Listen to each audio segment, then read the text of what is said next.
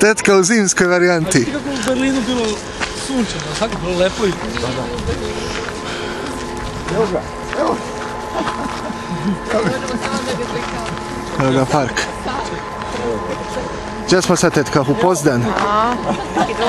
Evo ga, to je to, vidite. Molim vas, dođite da vidite, pogledam. Gledajte. To je to, da znate. To bi trebali da vidite. Tako treba se vidi, aha. Upravo gledate ovo što vidite. To što vidimo da vidimo. To je to. Mi ćemo se spustiti dole, naravno. Nešto kasnije.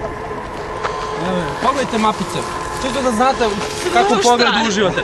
Prepoznate ovu zgradu gore, tako? Vidite ovaj ulaz. To je ovo ovde. I onda ove divne stepenice vam nas vode dole. Zaleđenu travu. Vidite kako je divan i sunčan. I hladna.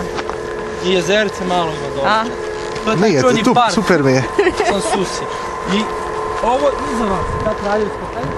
Hvala. Ne se očekivali ipak nešto